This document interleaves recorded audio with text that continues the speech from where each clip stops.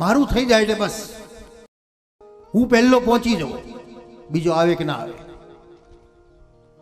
મારો ટાઈમ ના બગડવો જોઈએ. એક્સિડન્ટ થાય તો વાંધો નહીં, કોઈ જતું હોય તો ભલે પી લઈ જાય, પરિણામ દુઃખ છે. વિદેશોમાં બધું શીખવા જેવું છે. એક નાનું પ્રાણી જતું હોય ને તો ગાડીઓ ઊભી રહે, અને આપણે તો ક્યાં એને ઉડાડીને જતા રહીએ છીએ. જે પ્રાણીને આટલી રિસ્પેક્ટ આપતો હોય તો વિદેશોમાં માણસોને કેટલી આપે છે. આપણે તો બેસ ડોહા કહીને ઉભા રહીએ, ત્યાં એને આમન્ય આપે છે, માન આપે, સન્માન આપે છે. આપણી પાસે જ્ઞાન છે પણ જ્ઞાનનો અનુભવ નથી. આપણી પાસે શસ્ત્રો છે પણ એનું નોલેજ નથી. શાસ્ત્રો છે પણ એનો ઉપભોગ કરતા નથી આવડતું. શાસ્ત્રો સુંદર શીખવાડે છે, મંત્ર શક્તિ છે. શાસ્ત્ર આજે બધું વિક્રય થઈ ગયું ને, વેપાર થઈ ગયો. બધો જ ધર્મ એક વેપાર બની ગયો, મંદિર એક વેપાર બની ગયું, કથા એક વેપાર બની ગયો. અને મોટા મોટા લોકો ઇન્વેસ્ટમેન્ટ કરતા થઈ ગયા. હવે ભાઈ મોટા આયોજનો કરો, ભવ્ય આયોજનો કરો, લાખો રૂપિયા, કરોડો રૂપિયા ભેગા કરો. પાછા આપણે એમ કે હા બહુ મોટી કથા. બહુ કથા નાની કે મોટીમાં કોઈ ફરક નથી, કથાના ભાવમાં ફરકતા છે. 5 માણસ કથા સાંભળે અને વક્તા જે ભાવથી કથા કે એ કથા છે. સમાજને ખુશ કરવા માટે કથા કરી, કથા નથી, એ વ્યથા છે. એને સાચું જ્ઞાન આપનારો કારીગરની જે જરૂર છે, સાચો રાહ આપવાનો. વિક્રય થવા લાગ્યો, જાત વેચાવા લાગી, ધર્મ વેચાવા લાગ્યો. એક વૃંદાવનના એક સંત બહુ સરસ કહે છે, આજકાલ બધા કથા કરાવે છે, અને કથા કરાવનારો શાસ્ત્રીજી જોડે જાય એટલે શું પૂછશે? પેલું કેટલા રૂપિયા લેશો તમે? એટલે સોદો શરૂ થઈએ એટલે પેલા પાછા એની કિંમત કે આટલા રૂપિયા થાય. આ સંત એમ કે છે કે કથા કરાવનાર એટલે ખરીદનાર અને વેચનાર બંને દોષિત છે. આ મફતમાં મળેલી મિલકત છે, કોઈ બાપની વારસાગત મિલકત નથી કે કોઈની પ્રાઇવેટ પ્રોપર્ટી નથી. આ મફતમાં મળેલી મિલકત છે, જે બ્રહ્માના મુખમાંથી સુત પુરાણીને મળી. સુત પુરાણીએ નારદને આપી, નારદજીએ વ્યાસજીને આપી, વ્યાસજીએ સુખદેવજીને આપ્યું. પીબત ભાગવતમ રસમાલય મુહુરહો રસિકા ભવિભાવુકા. પોપટની ચાંચ મારેલું આ ફળ છે, કેટલું મીઠું હશે. પરિપક્વ ફળ છે પણ એ પડ્યું નથી, એને ઝીલ્યું છે. આ કથા 3 કલાક 2 કલાક સુધી જે વાણીનો પ્રવાહ વહે છે એ વ્યર્થ નથી જતો, એ ઝીલાય છે. ક્યાં ઝીલાય છે? તમારા પાત્રની અંદર. કયું પાત્ર છે? આ કર્ણરૂપી પાત્ર છે. તેથી મમ કર્ણ રસાયણમ. આ કાનમાં ઝીલો છો તમે તો ઝીલ્યું તમે. અમે તો બોલ્યા ઝીલ્યું, ઝીલનારો વિજેતા બને ને, તો અમારે તમને આલવા જોઈએ, તમારે અમને નહીં. તો આ સોદો નથી, આ તો ભાવ છે. પુષ્ટિ માર્ગમાં શ્રીમદ વલ્ભાચાર્ય એમ કે છે કે શ્રીમદ ભાગવતના વિક્રયથી જીવન નિર્વાહ ન થવો જોઈએ. જીવન નિર્વાહ માટેનો કોઈ સાધન નથી, આ તો સમાજને બાંટવાનું એક સાધન છે. પરિસ્થિતિ જે આવી છે, આજે બધું વેચાવા લાગ્યું તો પરિણામે ધર્મની આસ્થા તૂટવા લાગી. એક ધનવાન શેઠ મંદિરમાં દર્શન કરવા ગયો, એટલે પૂજારી જોયું બહુ મોટા શેઠ છે, લાઈનો બહુ લાંબી લાંબી છે. એટલે ધીમે રહીને કીધું કે ભાઈ તમને આગળ જઈને દર્શન કરાવી દઉં તો? પેલા કીધું હા વાંધો નહીં, દર્શન કરાવી દો ને આગળ જઈને. 2000 રૂપિયા મને આપજો, હું તમને આગળ લઈ જઈને દર્શન કરાવી દઉં. પેલા કીધું એમ 2000 રૂપિયામાં ભગવાનના દર્શન થઈ જાય નજીકથી? ટકા તો પેલા કીધું એક કામ કરીને મારે ત્યાં સુધી આવવું પડે એના કરતાં હું તને 5,000 રૂપિયા આલું, તું ભગવાન નહીં બોલાવી લે. હું તને 50,000 રૂપિયા આલું, ભગવાનને મારે ઘેર મોકલી દે.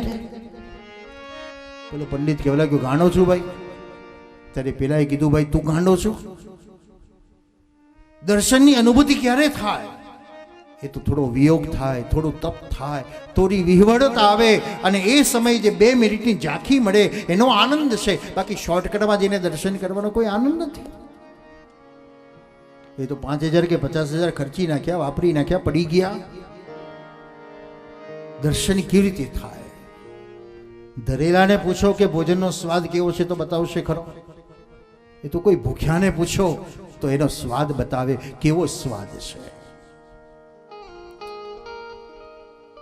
પરીક્ષિતના પુત્ર જન્મેજયને જ્યારે ખબર પડી, તક્ષકને દંશ દીધો. બ્રાહ્મણ દ્વારા શાસ્ત્રો જે વેચાવા લાગ્યા, મંત્ર શક્તિઓ વેચાવા લાગી. પરિણામ એ આવ્યું, આજે આપણને વિશ્વાસ બેસતો નથી. તો સમાજ દુઃખી છે. જન્મેજય સર્વયોની વિધ્વંસ યજ્ઞ કર્યો. આસ્તિક નામ ઋષિએ યજ્ઞને અટકાવ્યો. જન્મેજય દુઃખી થઈ ગયો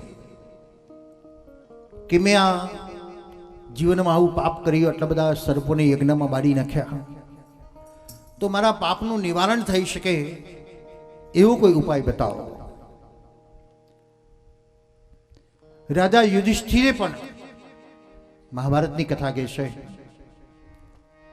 કે જ્યારે ભયંકર મહાભારતનું યુદ્ધ થયા પછી યુધિષ્ઠિર રાજા બન્યા છે અને તે સમયે ઋષિઓની પાસે પ્રશ્ન કર્યો, મેં આ લાજ લેવા માટે હજારો લોકોનો લોહીની નદીઓ વહી છે, એમાંથી મુક્તિ મળવા માટેનો કોઈ ઉપાય મને બતાવો. તો જન્મેજયને જે ઉપાય મળ્યો, યુધિષ્ઠિરને જે ઉપાય મળ્યો, અને તે ઉપાય દેવી ભાગવતની કથા શ્રવણ કરવા દ્વારા પાપમાંથી મુક્ત બનાય, પાપમાંથી નિવૃત્ત બનાય. સર્વ રોગની એક દવા તે દેવી ભાગવત. જન્મેજયને એની કથા સંભળાવે છે.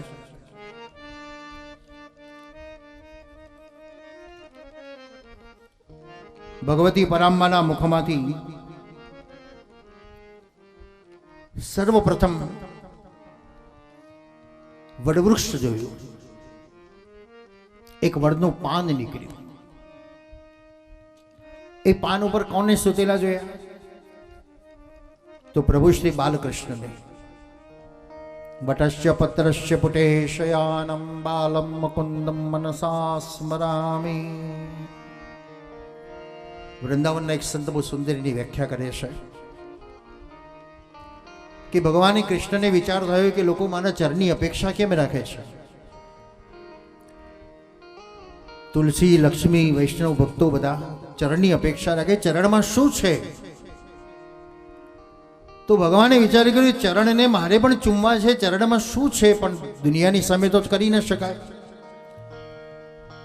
એટલે ભગવાનની લીલા કરી આખી દુનિયાને પાણીમાં સમાવી દીધી. બાળકનું રૂપ ધારણ કરી દીધું અને વટસ્ય પત્રસ્ય પુટે શયાનમ. હાથ એક ક્ષત્રિય બતાવ્યા છે, ચરણ એક શુદ્ર બતાવ્યા છે અને મુખ બ્રાહ્મણ બતાવ્યું છે. આ ક્ષત્રિય દ્વારા ચરણ રૂપી શુદ્રને પોતાના મુખમાં, બ્રાહ્મણના મુખમાં પધરાવ્યા. આ અનુભવ તમે કર્યો છે. ઘરમાં નાનું છોકરું રડતું હોય ને ઘરમાં દૂધ ગરમ હોય, દૂધ ન હોય તો મુજાતી માં શું કરે? રડતા બાળકનો અંગૂઠો એના મોઢામાં આપી દે એટલે બાળક એકદમ રડતું શાંત થઈ જાય. તમે દૂધની બોટલ નથી આલી પણ છતાં એને અમૃત જેવો આનંદ થાય છે. એક અમી મળે છે, કારણ ચરણમાં શું છે? અમી છે. ચરણ તણુ ચરણામૃત લેવા, પ્રેમે પાય પખાડું રે, કૌશલ્યાના કુંવર તમારી આરતી રોજ ઉતારું રે. ચરણ તણુ ચરણામૃત લેવા. ચરણ અમૃત યશસ ચરણામૃત, જે ચરણ જ અમૃત છે એમાંથી નીકળતું જળ એ અમૃત બની જાય, ચરણ અમૃત બની જાય છે. તો જગદંબાના મુખમાંથી પણ જે વડનું પાન નીકળ્યું એની ઉપર બાલકૃષ્ણને જોયા. બ્રહ્મા નારદો દ્વારા, વ્યાસજી દ્વારા વેદ ઉપનિષદ સાકાર અને નિરાકાર બ્રહ્મનું ચિંતન કરાયું. સગુણ નિગુણ કછું નહીં ભેદા. તુલસીદાસજી સુંદર કહે છે, સાકાર ઉપાસના કરો કે નિરાકાર ઉપાસના કરો, મૂર્તિ પૂજા કરો કે ધ્યાન પૂજા કરો, એમાં કોઈ તફાવત નથી. પણ મૂર્તિ પૂજા પછી ધ્યાન પૂજા તરફ જવાય. તમે ધ્યાન કરવા જાઓ તો ક્યાં સુધી શકવાના છો? તમે ગામમાં એક વ્યક્તિને મળવું છે, પણ એ વ્યક્તિનું નામ ખબર નથી, એ વ્યક્તિનું રૂપ તમને ખબર નથી. આખા ગામમાં તમે ફરો, મારે એક વ્યક્તિને મળવું છે, એ વ્યક્તિને મળવું છે, પણ એ વ્યક્તિ કોણ એ તમને ખબર નથી. તો કેટલી વાર તમારી સામે આવે તો તમે એને ઓળખી નથી શકવાના.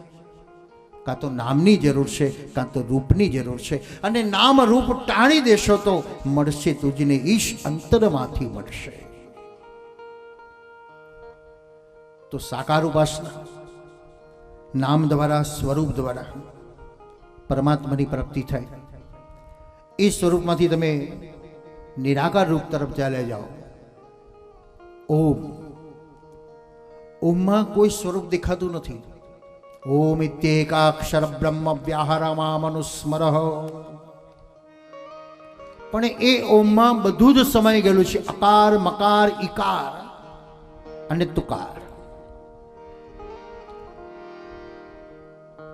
ઈંગલા પિંગલા ને દેવતા સર્વે સુખમણામાં જોઈ. હવે આપણને તો ખાલી ઓમ જ દેખાય, પણ એમાં કેટલું રહસ્ય છે, કેટલું તંત્ર છે, કેટલું મંત્ર છે, કે પ્રત્યેક મંત્રની આગળ ઓમ આવે છે. ઓમ એટલે એન્જિન બતાવે છે. જેમ એન્જિન વગર ગાડી નકામી, એમ ઓમ વગર મંત્ર પણ અધૂરો છે. સાકાર અને નિરાકાર બે સ્વરૂપની અનુભૂતિ કરાવી. યદા ન વિદ્યા ન ચ વિષ્ણુરીશ્વર નવાસવો નેવ જલાદિપસ્તથા ન વિદ્યયો નેશયમશ્ચ પાવક તદાસી દેવી નમામિતા. મા જગદંબિકાની સ્તુતિ કરી, વંદના કરી, સાકાર અને નિરાકાર બે સ્વરૂપના મહિમા સમજાવ્યા. મહાત્મ્યની એક કથા આવે છે, શ્રીમદ ભાગવતનો સમન્વય છે, કે ભોજવંશી સત્રાજીત નામનો રાજા દ્વારિકામાં સૂર્યની આરાધના કરે છે. આપણા બધાનો દેવ કોણ? તો સૂર્ય. પ્રત્યક્ષ પ્રમાણ ચંદ્રમા, પૃથ્વીમાં દીપ દેવતા, આ આપણા બધાના દેવતા છે. તો આરાધ્ય કરવા માટે સૂર્યની આરાધના પ્રત્યેક વ્યક્તિએ કરવી જોઈએ, એની ઉપાસના કરવી જોઈએ. એને વંદન કરો, એને અર્ઘ આપો, એનો મંત્રોચ્ચાર કરો. આદિત્યાય નમસ્તુભ્ય યે કુર્વન્તિ દિને દિને જન્માંતર સહસ્ત્રેષુ દારિદ્ર્ય દુઃખનાશન. દરિદ્રતાને દૂર કરનાર કોણ છે? તો સૂર્ય છે. અમારા એક સ્વામીજી હતા. એ સ્વામીજીની પાસે કોઈ ભક્તો આવે અને નામ પણ સ્વામીજીને એટલું સરસ સેવા દાસ. એટલે ભક્તો આવીને બેઠા હોય, પગે લાગે, એટલે સ્વામીજી પહેલો પ્રશ્ન કરે, કેટલા વાગે ઉઠો છો? પેલો કે 8 વાગે. એટલે તરત જ 8 વાગે ઉઠાતું હશે, વહેલા ઉઠો. આજે સમાજ દુઃખી છે, સમાજ રોગિષ્ઠ બન્યો છે, કારણ સ્વચ્છંદી બન્યો છે. સૂર્યના ઉદય થતા પહેલા જાગવાની જરૂર છે. ભલે બ્રહ્મુહૂર્તમાં જાગીએ તો સારું છે, ન જગાય તો વાંધો નહીં, પણ કમસે કમ સૂર્ય ઉદય થતા પહેલા તો જાગી જવું જોઈએ. કારણ એનું કિરણ આપણા જીવનની ઉર્જા છે. એનું કિરણ આપણા ઘરમાં આવનારી લક્ષ્મીનો એક પ્રકાર છે. એનું કિરણ આપણા અંધકારને દૂર કરી જ્ઞાનનું પ્રદાન કરનારો એક પ્રતિકાત્મક છે. એ આપણને આપવા માટે આવે છે, પણ આપણે દરવાજા બંધ કરીને ગોદડો ઓઢીને સૂઈ રહેલા છે. તો સત્રાજીત નામના રાજાએ સૂર્યની આરાધના કરી. મહાભારતમાં કર્ણએ સૂર્યની આરાધના કરી છે. સૂર્યપુત્ર કર્ણ કહેવાય છે. અને આરાધના કરતા કરતા સૂર્યની પાસે માંગ્યું, મને કવચ અને કુંડળ આપો, મારું મૃત્યુ ન થાય. જ્યાં સુધી કર્ણની પાસે કવચ અને કુંડળ હતું ત્યાં સુધી અર્જુન એને મારી ન શક્યો. પણ ઇન્દ્રપુત્ર અર્જુન પોતાના દીકરાને જીતાડવા માટે ઇન્દ્રએ કપટ કર્યું, બ્રાહ્મણનું રૂપ લીધું અને કર્ણની પાસે જઈને કીધું, તું દાનવીર છું, મને દાન આપ, શું જોઈએ? તારા કવચ અને કુંડળ મને આપી દે. કર્ણને ખબર છે આની ગીરી કે આ બધી મારું મૃત્યુ છે, પણ ધ્યાન, એક ધર્મ કોને કહેવાય? તમને કોઈ પૂછે ભાઈ તમે શું કરો છો, એટલે આપણે કહીએ હું ધર્મ કરું છું. એમ ધર્મ કરો છો? હા. એટલે જિજ્ઞાસુ હોય પૂછે શું કરો છો ધર્મમાં? એટલે આપણે પછી કેસેટ આપણી ચાલુ થઈ જાય, 5 માળા કરું છું, પછી 5 પરિક્રમા કરું છું, પછી 5 પાઠ કરું છું, પછી 5 રૂપિયાનું દાન કરું છું, પછી નવરી પડું એટલે લોકોને મમરા ફોડું છું. ધર્મ શું કહે છે? ધર્મ એવું કહે છે 5 રૂપિયાનું દાન નહીં કરું તોય વાંધો નહીં, 5 પરિક્રમા નહીં કરું તો વાંધો નહીં, 5 માળા નહીં કરું તોય વાંધો નહીં, પણ એક કામ ન કરીશ, કોઈનું અહિત ન કરીશ, કોઈનું બુરું ન કરીશ, કોઈનું ખરાબ ન કરીશ. શું કહેશે ધર્મ? અને આપણે બધા શું કરી રહેલા છે? ધર્મ એ કે છે સર્વત્ર સુખિન સંતો સર્વે સંતો નિરામયા સર્વે ભદ્રાણી પશ્યંતો મા કશ્ચિત દુઃખમાદ ભવે. સૌનું કરો કલ્યાણ દયામય, સૌનું કરો કલ્યાણ. કેવળ એક વ્યક્તિ નહીં, માનવ એકલા નહીં, જીવ જંતુ, એ આકાશના નભચરના, પૃથ્વીના, જળચરના પ્રત્યેક જીવનું કલ્યાણ કરો, એ ધર્મ કે છે.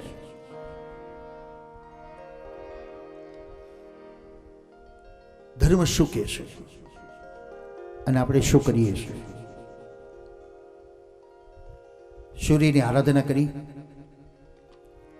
સૂર્યદેવ પ્રસન્ન થયા અને સત્રાજીત નામના રાજાને 100 મંતક મણી મળ્યો.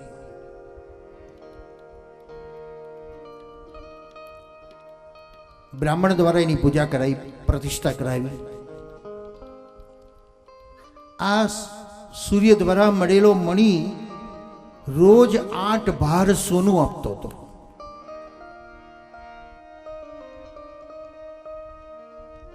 સત્રાજીત રાજા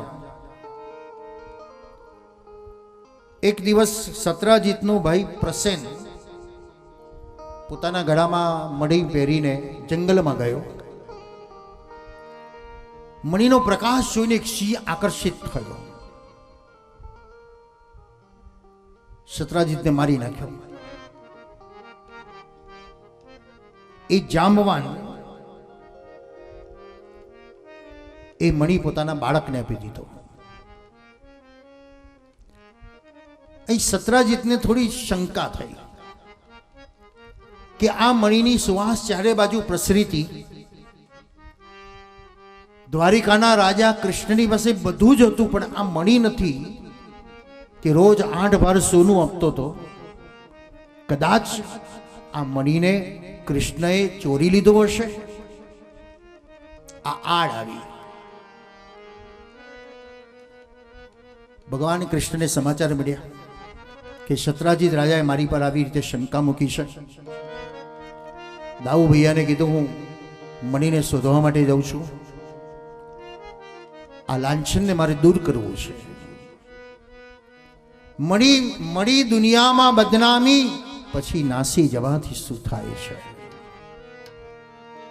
નાસી જવાથી બદનામીનો ડાઘ દૂર નથી થતો, પણ એ ડાઘને દૂર કરવા માટે તો કૃષ્ણએ સમાજને પ્રમાણ બતાવ્યું, એ સત્યને શોધીને હાજર કરી દો, એ ભૂલને સુધારી દો. ભગવાન જાંબવાની સાથે યુદ્ધ કર્યું. પોતાના સ્નેહીઓને કીધું, હું યુદ્ધ કરવા જાઉં છું ગુફાની અંદર, તમે બહાર બેસી રહેજો. 12 દિવસ થયા, ભગવાન બહાર ના આવ્યા. ભગવાને જાંબવન જોડે યુદ્ધ કર્યું, લોહી નીકળ્યું. યદુવંશો ભયભીત બન્યા, આ લોહી અમારા કૃષ્ણનું હશે. દ્વારિકામાં આવીને સમાચાર આપ્યા. વસુદેવ દેવકી દુઃખી થયા, મારા પુત્રને શું થઈ ગયું? નારદજી આવીને સમાધાન કરાવ્યું, તમારા પુત્રનું મૃત્યુ નથી થયું. એ તો ભગવાન છે, રાજાધિરાજ છે, એ તો યુદ્ધ કરતા સાહેબ પોતાની ઉપર આવેલું શૂળને, પોતાની ઉપર આવેલા આળને દૂર કરવાનો પ્રયત્ન કર્યો અને મણી શોધવા માટે નીકળ્યા છે. મણી શોધીને આવી રહ્યા છે. જાંબવને પોતાની પુત્રી જાંબવતીના લગ્ન કૃષ્ણની સાથે કરાવ્યા. હવે પછી અહીં એક પ્રશ્ન થાય છે કે કૃષ્ણ કેટલી પત્નીઓ રાખે છે? 1, 2, 3, 4 ની. સુદામા જ્યારે પહેલી વાર દ્વારિકામાં આવ્યો ને ત્યારે ભગવાને પૂછ્યું, સુદામાને પૂછ્યું, સુદામાએ કે ભગવાન આ બધા કોણ છે, મને પરિચય કરાવો ને. એટલે કીધું, આ મારી પહેલી પત્ની, પાછળ એ બીજી પત્ની, પાછળ ત્રીજી પત્ની. સુદામો આંખો જ પોડી કરે, હે આટલી બધી? અરે એટલી બધી લાઈન લાગી છે, એટલી બધી જોતો ખરો. આ કૃષ્ણનો વિચાર ક્રાંતિકારી વિચાર છે. સમાજની અંદર વક્તાઓ અલગ અલગ પ્રકારના ભાવથી સમજાવે છે. કૃષ્ણ એટલી બધી રાણીઓ રાખી, આટલો મોટો પરિવાર કર્યો, એ અજ્ઞાનતાનો ભાવ છે. એનો આધ્યાત્મ શું છે, એનો ગુડાર્થ શું છે, એનું રહસ્ય શું છે? કારણ શ્રીમદ ભાગવત ગૂઢાર્થ, એના અર્થો અનેક થાય છે. જે ન સમજતો હોય એ બધો જ અનર્થ કહી દે. પણ એક ક્રાંતિકારી વિચાર કૃષ્ણે બતાવ્યો. જો 16,100 કન્યાનો હાથ કૃષ્ણે ન પકડ્યો હોત તો કોઈનો હાથ પકડે? હાથ ન પકડ્યો તો કોઈ ન પકડે. આપણે બધા જ ઉગતાને પૂજવા જઈએ છીએ, આથમતાને કોઈ પૂજવા જાય છે? સૂર્ય અસ્ત થતો હોય તો કોઈ પૂજવા નથી જતું. એ તો બિહાર સાઈડ, યુપી સાઈડમાં સૂર્ય ષષ્ઠી પૂજે છે. આપણે તો ઉગતાને પાણી ચડાવીએ છીએ. કોઈ પડ્યો હોય તો આંગળી પકડવા જઈએ. આપણે પડતાને પાટું વહેલું મારીએ, ભલે પડ્યો પડવા દે. કૃષ્ણ ના કહે છે, પડતાની આંગળી પકડીને ચાલતો કરી દો. કાં તો એને પાડો જ નહીં, અને કદાચ પડી ગયો છે તો એને આંગળી પકડીને ચાલતો કરી દો. આજે જે ઉગ્યો છે એ સાંજે આથમશે, પણ જે આથમ્યો છે ને એ જ આવતીકાલે પાછો ઉગવાનો છે. તમારે સવારે એને વંદના જ કરવાની છે તો અસ્તના સમય પણ એને વંદના કરી જ લો ને, આવતીકાલે ફરી કરવાની જ છે. જેનું કોઈ નથી એનો ભગવાન કેવું છું. દીન દયાલ, ભીડ ભંજન, પતિત પાવન, જે ભગવાનના નામો છે. એ 16,108 રાણીનો સ્વામી બનીને જગતને એક પ્રમાણ કરી બતાવ્યું, એક ક્રાંતિ બતાવી કે દુનિયામાં જેનું કોઈ નથી એનો હું છું. હું એની આંગળી પકડીશ, હું એને શરણમાં રાખીશ. આજકાલ સમાજમાં મા બાપ વગરના દીકરા હોય તો કેટલાક વડીલો આગળ પડે છે, ભાઈ દીકરાનો ભણવાનો ખર્ચ હું આપી દઈશ, એ દીકરાનો જીવન નિર્વાહની વ્યવસ્થા હું કરી દઈશ, બસ તમે આંગળી પકડી એની અને એને ચાલતો કરી દીધો, એને સ્વમાનથી જીવતો કરી દીધો.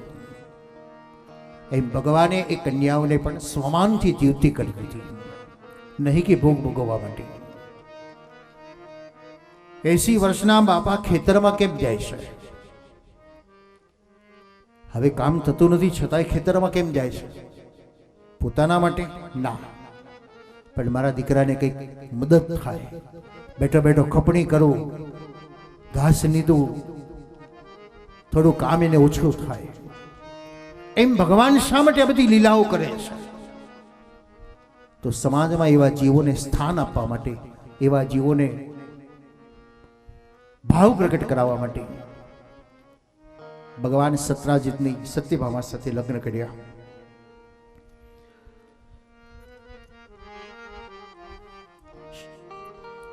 નારદજીએ એક ઉપાય બતાવ્યો. પુત્ર પ્રાપ્તિ માટે તમે અંબિકાનું ધ્યાન ધરો. દેવી ભાગવતમાં 4 પ્રકારની જે નવરાત્રી બતાવી છે, એક માઘ નવરાત્રી, બીજી ચૈત્ર નવરાત્રી, ત્રીજી અષાઢ નવરાત્રી અને ચોથી આસો નવરાત્રી. આપણને 2 નવરાત્રી ખબર છે. સંસ્કૃતિ પ્રમાણે નવું વર્ષ આપણું ક્યારથી શરૂ થાય? આપણે દિવાળી ટુ દિવાળી જ ગણીએ છીએ, કાં તો માર્ચ ટુ એપ્રિલ, આ પાશ્ચાત લાયા, કે ડિસેમ્બર ટુ જાન્યુઆરી. પણ સંસ્કૃતિ પ્રમાણે નવું વર્ષ ચૈત્ર સુદ એકમ, ચૈત્રી પંચાંગ છે. જે દિવસથી નવું સંવત્સરી જેને કહેવાય છે, ગુડી પડવો કહેવાય છે, ચેટી ચાંદ કહેવાય છે. અને હિન્દુ સંસ્કૃતિનું નવું વર્ષની શરૂઆત છે. આજે શક્તિની આરાધનાથી, ઉપાસનાથી દુષ્ટોનો સંહાર કરવા, દુઃખોને દૂર કરવા અને સુખની સમૃદ્ધિ પ્રાપ્ત કરવા માટે ભગવાન રામ પણ રાવણ ઉપર યુદ્ધ કરતા પહેલા નવરાત્રી આવે છે. એ નવરાત્રી સુધી શક્તિની આરાધના કરી અને દશમે રાવણ હણ્યો, રાવણને માર્યો છે. તો આરાધના મળી. નારદજી દ્વારા પુત્ર પ્રાપ્તિ માટે અંબિકા દેવીની આરાધના કરો અને નવરાત્રી દરમિયાન દેવી ભાગવત ની કથા સાંભળો. વસુદેવ ને દેવકી જેને આરાધના કરી, 6 પુત્રોના મૃત્યુ થયા. અહીં શાસ્ત્રોનો મહિમા કેટલો છે કે વિદ્વાન આ સૂત્રોને લઈને વેચવા માટે વિદેશમાં ગયા.